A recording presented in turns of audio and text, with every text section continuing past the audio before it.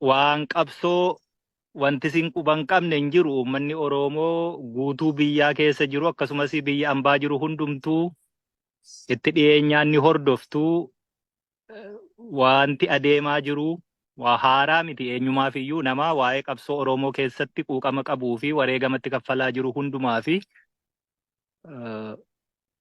egaa yeroo darbe kana wanti adeemaa ture isin beektanii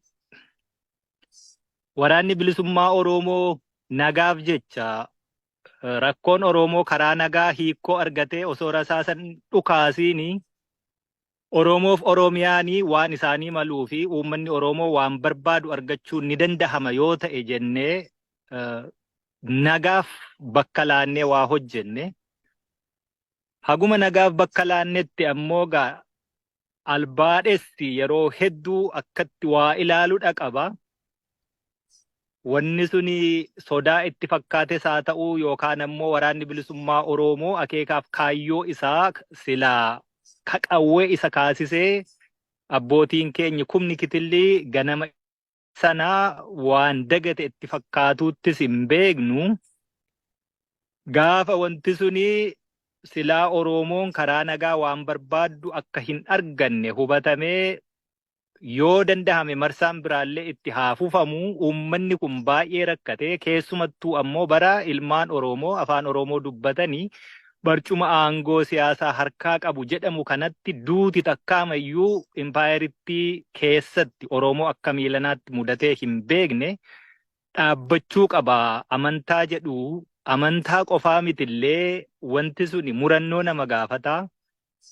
Sana hundumaa goonee marsaan itti aanullee itti fufee wanti kuni xumura argachuu qaba. Gadadoon uummataa kuni akkaataa kanaanii Oromoo bakka buutanii barcuma aangoo siyaasaa qabatanii masaraa mootummaa kaleessa hambaan halagaa uummata Oromoo gabroomsa keessatu teessanii yeroo jirtan itti haalli akkasii qaaneessaanii karaa keessan uummata Oromoo irra ga'uun dhaabbachuu qabaa. Biyyittii sana keessatti haala mootummaan kun itti jiru kana akkaataa sanaani gara biyyaatti deebi'anii mootummaa kana waliin hojii hojjechuunuu liyaabiliitii malee asseetii guddaas hin turre. Kana hunda kaalkulee goone Oromoo irraa gidiraa roorroo du'aa godaansa hidhaa dhaabuuf yaalle ta'uu didee jechuudha. Haalli ta'uu diduun suni egaa akkuma sila sinii kaase albaadhes akkitti waa hubate duula guddaa waraana kanaan dura takkaatuu bobbaasee hin beekne meeshaa guddaa kanaan dura takkaatuu dhimmatti bahee hin beekne guutuu Oromiyaatti waan nagaa booressu waan kutannoo fi murannoo nuti nagaaf qabaanne illee fashalse waan akka gara fuulduraatti illee balballi nagaa gonkuma hin jiraanne taasise duula akkasiiti gaggeesse. Duula sana cinaatti ammoo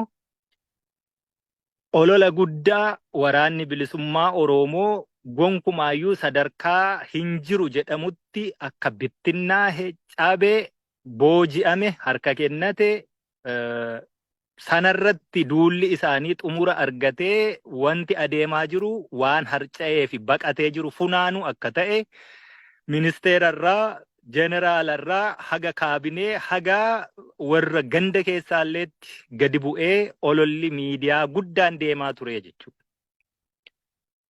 Nu yaa Oromoo akka waraanaatti akka abaa'ootti waan hojjennu beekna. Yoom eessatti akkamittiin akka hojjennus beekna. Sabni keenya waan barbaadu akkaataatti argatus beekna. Daandiin dheeraan dadhabsiisaan wareegama ulfaataa gaafatu yoo osoo achi hin gahamiini mootummaan kun qalbii godhatee bulguu ta'ee dhiiga namaa soorachuu dhiisee namummaatti yoo deebi'ee waan Oromoof malu otoo hin sharafamiin kaleessas ejjennaa keenya sharafame jennaan 2018 osoo keessaa hirmaatiin hafne ammas sharafame jennaan keessaa baane. Boriyyuu jira taanaan nagaa haasa'uu hin sodaanne. Haga lilmee cittuu fi xurii qeencaa immoo gaaffiin Oromoo deebii karaa ittiin arganne sharafamtutu jira taanaan immoo hin fudhannu.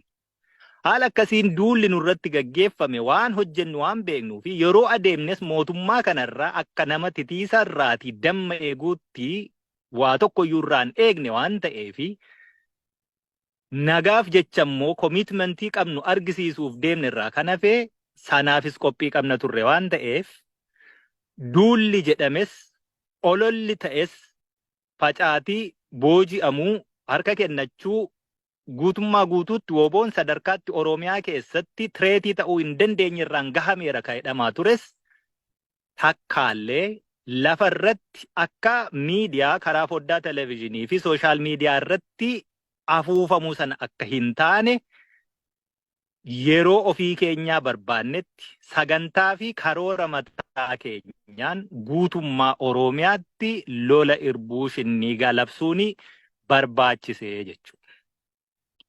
Yeroo hin jirtuu jedhamtu jirraa gaafa jettu kumaatamaanidha baroodda jechuudha. Sanadha argisiise. Duulli irbuu shinniigaa akeeka lama qaba. Akeekni inni tokko waraanni bilisummaa Oromoo intaakti ta'uu keessoonsaa tokkollee kan hin sochoone kan hin tuqamne yeroo barbaadetti akka barbaadee fi bakka barbaadetti duula barbaade gaggeessuu akka danda'u argisiise.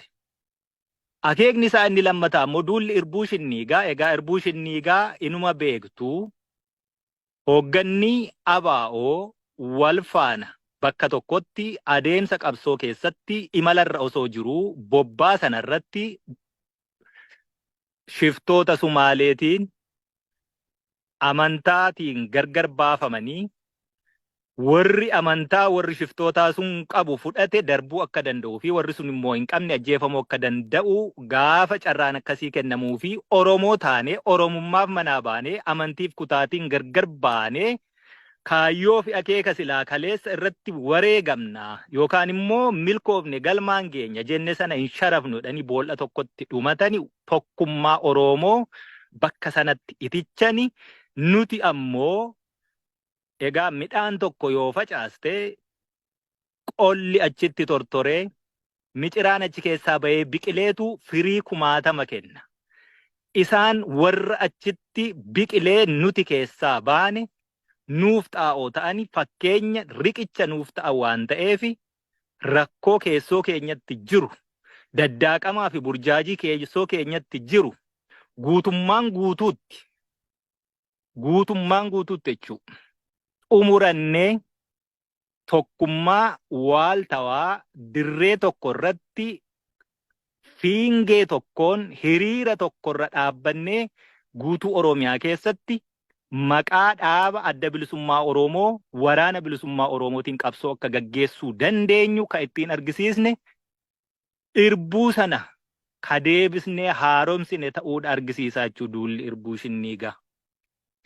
Haala akkasii kana keessatti gaa akkuma gabaasa adda addaa argataa jirtanii karaa arraata biyyoolessaa Oromiyaa karaa tiwiitarii adda addaa dhaabni kun qabu yeroo irraa yerootti appideet ta'uu waan argamaa jiru injifannoo waraana keessoonsaa guutummaa guutuutti hamilee guutuu qabuu fi yeroo barbaadetti karoora isatti kenname galmaan gahuu danda'u bakka barbaadetti immoo loluu danda'u. Kana argisiisa lolli keenya miilana.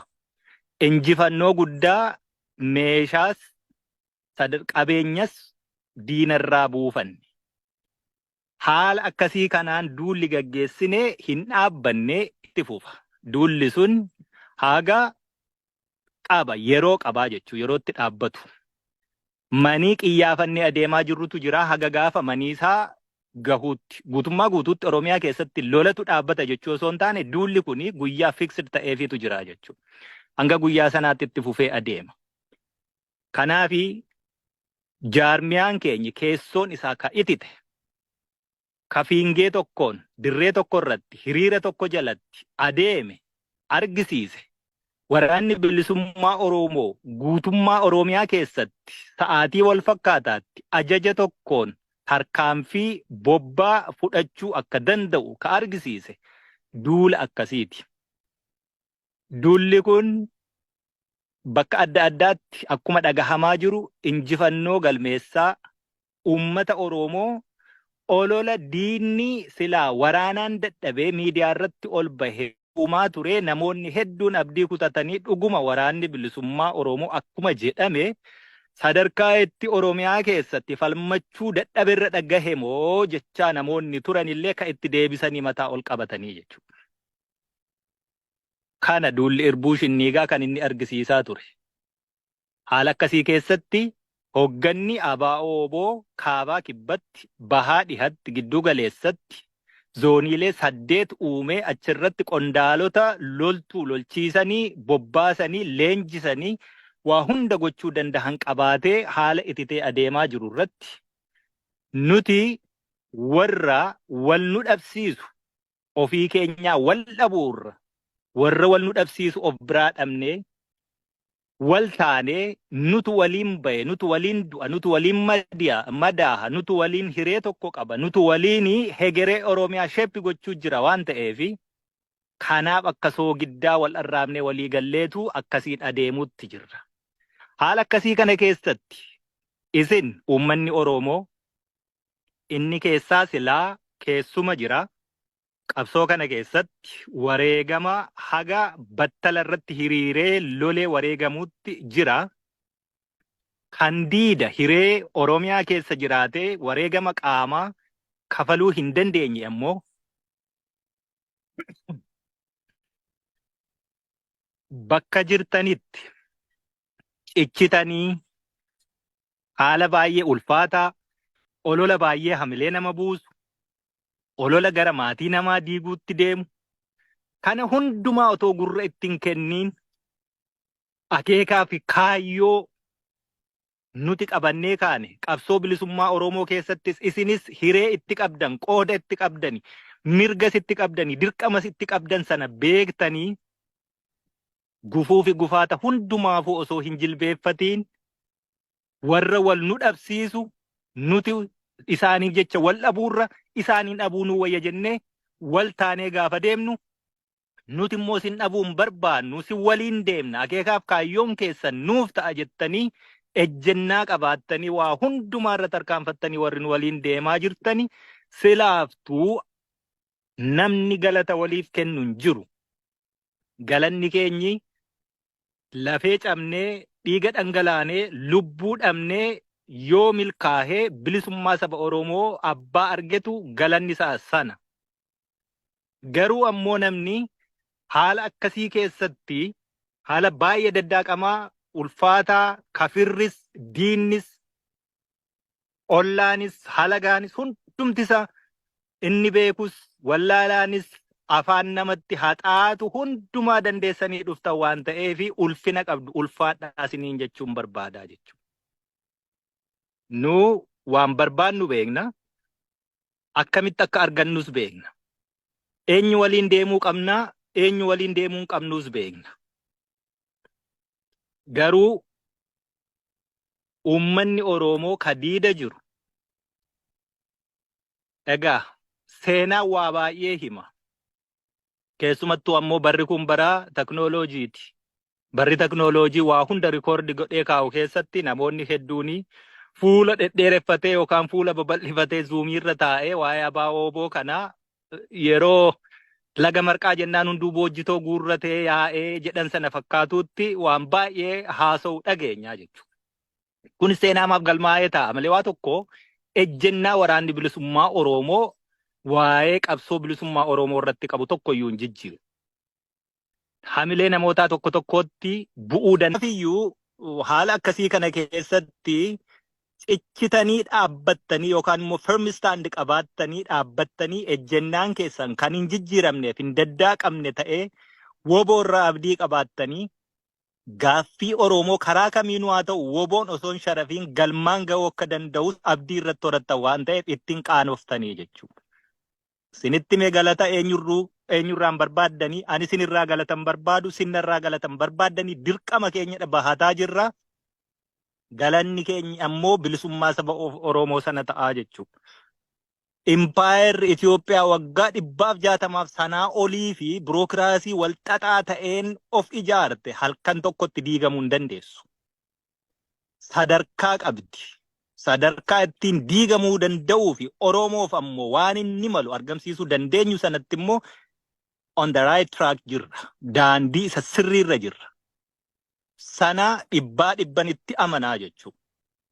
Daandii isa sirriirra jirru kana daandii gaaffii Oromoo hin sharafne Oromoon waan isaaf malu irratti argachuu danda'u yookaan galmaan geenyaa yookaan itti wareegamna.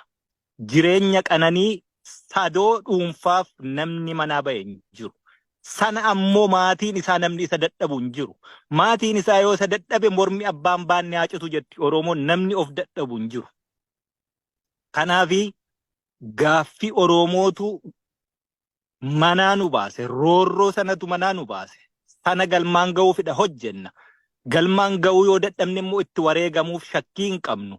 Haala akkasii kana keessatti egaa haala kamuu keessatti burjaajiin kamuu yoo uumame abdii kutuu duuba deebi'uun gonkumaa hin jiraatu. No retreat, no surrender. Galmaan ni geenya. Shakkii hin qabnu. Maal akka hojjennu lafarratti nutu beeka waan ta'eef isa qilleensarraa dhiisa. Namni bishaan nyaate hoomacha qaqqabateetti Oromoon. Haguma ololli baay'ataa deeme lafarratti micciirraan sun akka jabaataa deeme beekuu qabdu. Yeroo olola guddaa dhageessan lafarratti qonxoxxaan sun akka jabaataa jirudha beekuu qabdu. Beekna maal akka hojjetaa jirru. Biyya bututaa dhufte waggaa 160 wanni of ijaarte waggaa 5 keessatti wanni expose goone jira jechuudha. Waggaa hammanaa siniin hin jedhu garuu karoorfanne waggaa hangasiitti immoo iddoo akkasii geenya akka jennee lafa kaahanne sirriitti 100% akka gaariitti nu adeemaa jira. Olloonni biyya Oromiyaa koloneeffatan impaayeritti keessa jiran ollaan Oromoo akkamitti yaada? Maal yaada? Oromoo ilaalcha akkamii qaba? Impaayeritti keessatti maal akka ta'u barbaada? Dhaloonni har'aa isa kana bareecheetu beeka. Risk benefitii keenya kaalkuleet gochaadha sochoona. Callisnee ibidda harkaan hin qabannu.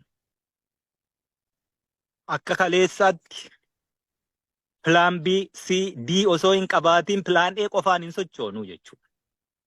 Dhaloota akkasiitu dirree Oromiyaa keessa jira waan ta'eef dhaloota very democratic dubbatee rakkoo furachuu waan isan baasne lubbuu isaa qisaasurraatii dafee harka fudhachuu wal ta'ee dhaabbatee guutuu Oromiyaa keessatti yoo baroode akkarraa bareedu ka beeku ganda gandaan wal ciree dhaabbachuun ammoo akkasa kuffisu kan beeku dhaloota waan kana hunda kaalkuleet godhachuu danda'u. Dhaloota akkasiiti waan ta'eef bubbeen kamuu gara kamittuu bubbisu isan raasu. Dhaloota akkasiiti qaba Oromoon har'a waan ta'eef waan itti qaana'uun qabu itti boonuudha qabdan. Impaayeritti bututaa deemaa jirtu kana dinagdeen laamsha'ee kufaa jirtu kana waraanni isiitii guyyaarraa guyyaatti harka kennataa jiru kana hamilee dhabee qawween ofiisaatuu deebi'ee wal tiksaa jiru kana maal keessatti hojjenne yeroo hangamiif maal hojjenne yeroo hangamiitu immoo nu hafaa we know it. Kana sirriitti beekna jechuudha. Kanaaf abdii nurra kaayyadha. Walit dhuftanii waraana bilisummaa Oromoo deeggaruuf yeroo jettanii deeggarsa mateeriyaalii qofaan laaliina. Oromoo taatanii maqaa waraana bilisummaa Oromooni caayaa tokko jalatti gaaddisa tokko jalatti walitti qabamuun nuuf deeggarsa. Isa kaanis bifa kanaan hammachuu yaala. Maallaqa qofaa involve gochuun barbaannu. Kanaan duras dubbadheeraan. Har'a yoo ilaaltu ta'e zooniileen kun hundi walii galee guutuu Oromiyaa keessatti irree waraanaa kuma kurnoota hedduu kuni fiingee tokkoon socho'aa jiru baajata mataasaa danda'e qaba. Inni sin achii buuftanii nuu kennitan immoo isa bonus abbummaadha sinii kenna. itti gumaachitan dafqa illee keessan keessaa cobee biyya ormaa keessatti itoo biyya keessa yaaddanii rakkoo hedduu keessatti waan argatan irraa hir'uu qabaatan hir'uu keessan irraa waan nuu kennitan abbummaadha isinii kennaa jechuudha. Waraanni bilisummaa Oromoo kanaa olitti guddata. Guddisuu keessaa waa gumaachitaniitu jechuudha.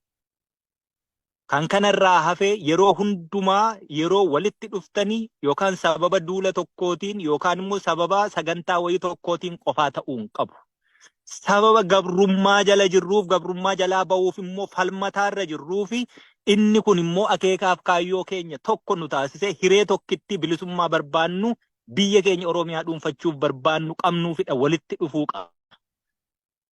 Kanaaf iyyuu duula irbuu shinniigaa si waliin dhaabbannaa keessaa qooda qabaachuu feenaa yeroo jettanii maateeriyaalii yookaan immoo waan mul'ataa ta'e qabatamaa ta'e itti gumaachuutiin qofaa osoo hin taane isin waliin jirra. Akeekaaf kaayyoon sin qabattanii tarkaanfataa jirtanii itti amanna jechuun nuuf jabina.